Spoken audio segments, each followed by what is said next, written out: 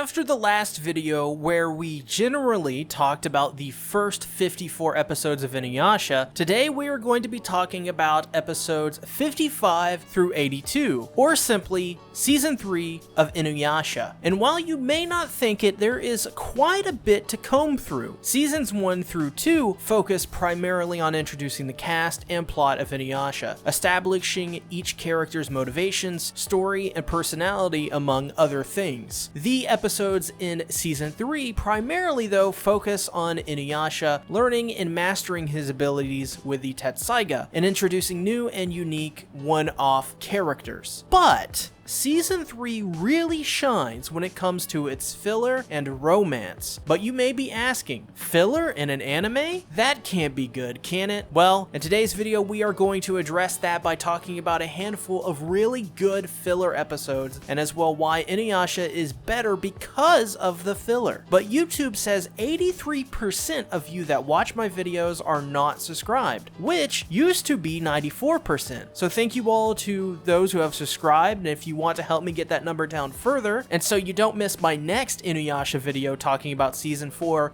this week, then subscribe and ring the bell. Let's get into it. This is why I love InuYasha's filler and romance. Starting off, I chose for this video episodes 57 and 58, Faithful Knight and Tokengyo Part 1 and 2 as a base. Not only because this is something to compare to the non-canon episodes later in this video, but as well because it's a great example of how InuYasha handles romance through its writing. These episodes we see InuYasha's version of Grounded, or Honey, I Shrunk the Kids, where Kagome and InuYasha are shrunken to the size of a doll by the sage Tokajin, who has a tree which produces fruits made from humans. These two episodes have such an eerie vibe to them, which sets them apart from other episodes of InuYasha with the darker tone in the color palette and moodier scoring. It cannot be stated enough how important production was to InuYasha though, and how they were able to make so many episodes feel so unique. So keep that in mind if you're watching InuYasha along with my videos. But back to the episode, InuYasha is shrunken down by Tokajin and is going to be used as fertilizer for his demon tree that produces fruit with human faces on it. It's very creepy. Since InuYasha went ahead of Kagome, Miroku, and Shippo, when they finally arrive, InuYasha is nowhere to be seen. Not only has InuYasha disappeared though, InuYasha has disappeared on the night of the new moon, which turns InuYasha into a human. Worried for his safety, Kagome and Miroku find a room, and in the room is a box that has human beings the size of dolls inside of them. As they observe this, they themselves are shrunken and put inside the box. Before them is something like a nightmare. The monks pray so that they may not be used as fertilizer for Ninmenka, the demon tree. And while the three are trapped, InuYasha finds a way out of Tokajin's gourd by using the Tetsaiga to break through and free himself. This allows InuYasha to return to his full size to fight Tokajin, but InuYasha is not strong enough to fight the Jewel Shard strengthened Tokajin.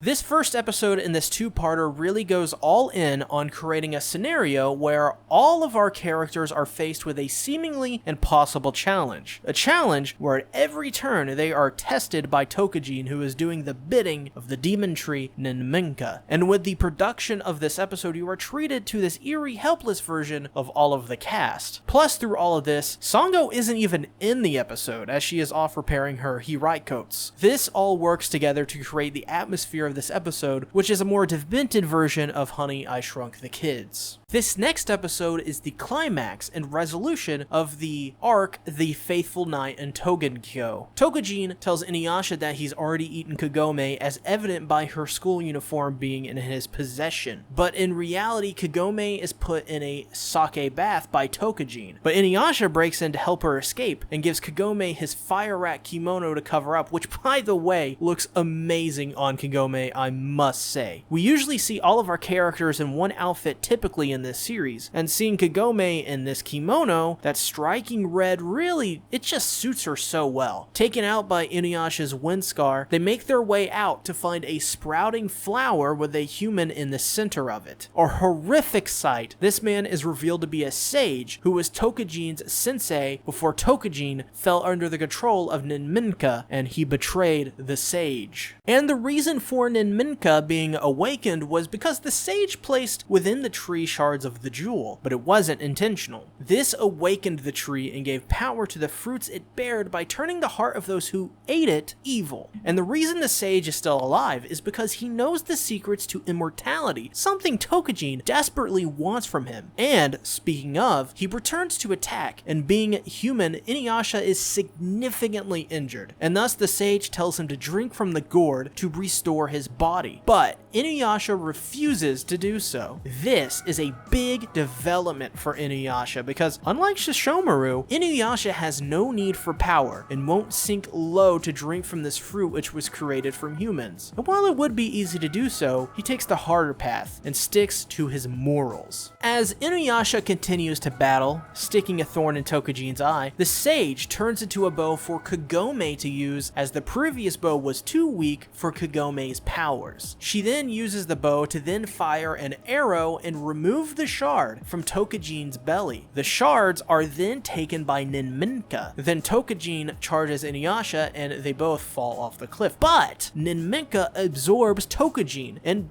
basically becomes a Dark Souls boss. No lie. But then InuYasha's invincibility his invincibility rolls kick in when the sun rises, and he gains the ability to destroy Ninminka with the wind scar and celebrates his defeat by taunting and then of course praising the sun. Alright, so maybe I added some flavor to the ending of that episode, but that's pretty much how it ends. Except Kagome thinks InuYasha died in the fall and starts to cry out for InuYasha. This episode served as a big step in the romance between Kagome and InuYasha, which to me up until this point actually felt like they weren't focusing on as much at all, and the same goes for Sango and Miroku as well. This moment had me wanting to see more between these two, as when she's crying out, he shows up and embraces him without a single thought. Then it ends up with them arguing and telling InuYasha to sit, so smoothly this show can go between the different shifts and tones and make it all seem natural and fluid. Plus, you know, it's to be expected after all. Kagome telling InuYasha to sit is sort of a staple thing for this franchise. Though I think season 3 really starts to get the viewer way more romance in this season than the previous two, and as we start the season off with InuYasha and Kagome getting closer, the true best couple, Miroku and Sango, get quite a bit of development in season 3, particularly everything leading up to the episode Only You, Sango, and, well, that episode as well, of course. Before episode 78, we have to mention some story arcs before we go on to this, because I think it's important to mention it here since season 3 has so many great episodes. So let's mention story arcs like Tsubaki, the Dark Priestess, who has a grudge against Kikyo, who is also, you know, a priestess, and hated Kikyo for just really being better than her amongst other things and morally much better. This arc as well has Kikyo telling Kagome to not make the same mistakes she did by pinning InuYasha to the tree 50 years ago and effectively killing him. This arc really deserves its own analysis, as there is a lot to take away from it. This also leads to a rather humorous episode, with episode 63 with Momiji and Botan, who have a showdown with InuYasha and the rest of the group, and really an underrated and funny episode all around. Watch the episode, it's great. Then, with episode 65, we start to really address the Sango and Miroku situation. This episode is titled Farewell My Days of Youth, and is as well a fantastic episode, which sees Sango sleepwalk and then start to fight Miroku while sleeping. Eventually, though, it's revealed to be Myoga's soon-to-be wife, Shoga, who is controlling all of the characters. I think I'm pronouncing her name right. This leads to the humorous scene where she's controlling InuYasha, who starts to jump like a flea at one point. Though, at the beginning of the episode, it really does seem like they're teasing the viewers a little bit with Miroku and Sango's interactions. Thinking Sango is coming to sleep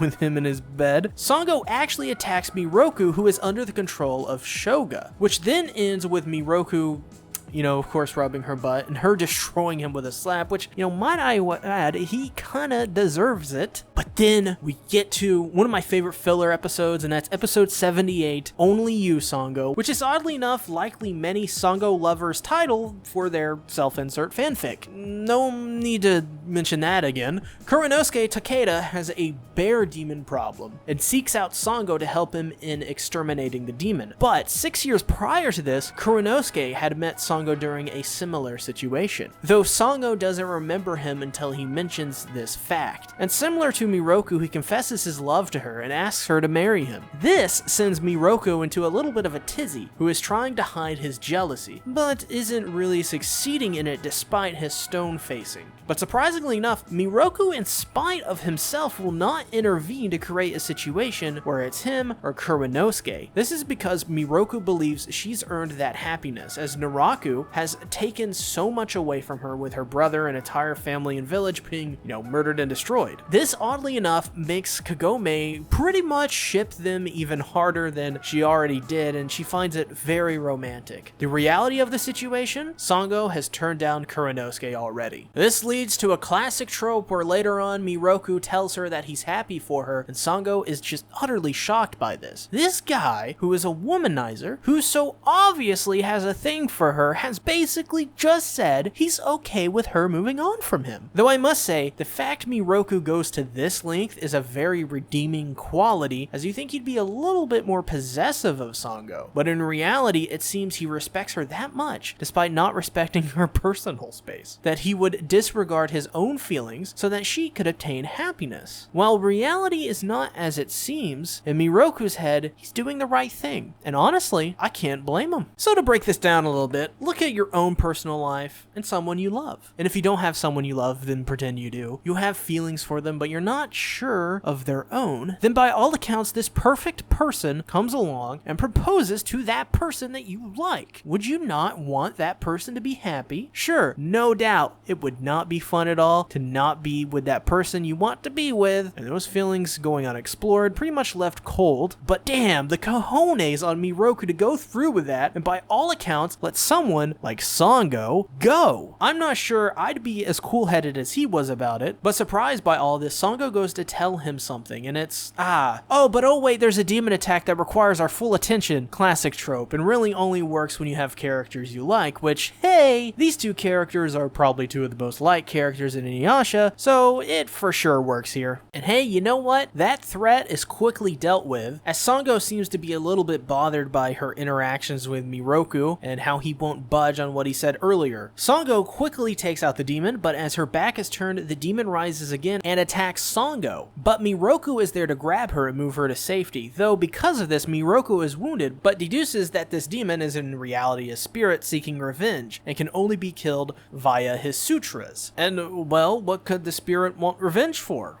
Well, it's because this same spirit was the one slayed 6 years ago by Sango, as when she told the villagers to get rid of the demon properly, they didn't, and instead used the demon's body. Now with the spirit defeated though, they go to leave, and Kuranosuke says he will not give up on Sango, which, dude, you ain't got a chance. Sango x Miroku all the way. Now raining. We're at the end of the episode, and Miroku's hat is broken. Kagome gives Sango an umbrella for her to use, and she goes to share it with Miroku, and you don't need to watch anime long to know that using an umbrella in this context means they want to hold hands. And the conversation they have is rather wholesome and adorable, I must say. They talk about Miroku's injury, and Miroku says he's happy that they'll remain together and that she didn't marry Kuranosuke. Except it only gets worse before it gets better, and Miroku feels Sango up and earns another slap from her. Honestly, you'd think that he'd catch a hint. But even so, they both end up smiling at one another, only growing closer in the end despite Miroku's lecherous tendencies. I mean, come on, people. Blushing Sango was top tier. Top tier, I tell ya. Season 3 really has two big moments for both major couples in the series, and from here on out, it only really gets better. But for me, going into this rewatch of InuYasha, I didn't really remember InuYasha for its romance. And as much as I did remember it for things like Kikyo, Naraku, and InuYasha and all that. So I was very surprised to find that the romance in InuYasha is very subtle, but still played a significant role in the story as a whole. This is honestly my preferred style of romance, and is often what I'm talking about when I typically talk about the kinds of romances I enjoy in other videos. I like things to feel organic and to take their time, often not even addressing romance for some episodes. InuYasha has the power to do just that, and that's why I think I ended up really going for this Sango episode. Which brings me to another point entirely. This episode was a filler episode. That's right! The thing you're supposed to hate in shonen and in anime in general is actually something which makes this series, well, to be quite honest with you, better. That's because, like I've said in my previous video about InuYasha, filler for this series doesn't take away from the series, but in this case actually makes the series better. In season 3 alone, there are 14 episodes of filler out of the 28 episodes in the season. But surprisingly enough, half of the season may be filler, but you'd be wrong for skipping them. That's a testament to the overall quality of this adaptation so far, and why sometimes filler isn't always bad. Sometimes it's always good, in the case of InuYasha. So tell me what you think about season 3 of InuYasha. Do you agree with me? Put down in the comments below, and also remember to subscribe to my second channel, Bento, as I'll be covering the spin-off sequel to InuYasha, Yashahime, there every single week, like I already do with Fruits Basket Season 2 and my ReZero live streams where I react to every new episode of the series live. Plus, we are so close to 1K subscribers, less than 14 away on Bento, and being able to get the community tab and apply to be in the YouTube partner program, which will give me access to new channel features like monetization, among other things. So thanks everybody for watching. I greatly appreciate that you guys enjoy these InuYasha videos. They're kind of like a passion project for me. So I will definitely come out with another one on season 4 this week. And thank you all for watching. I greatly appreciate it. And I will see you in the next video. Bye-bye.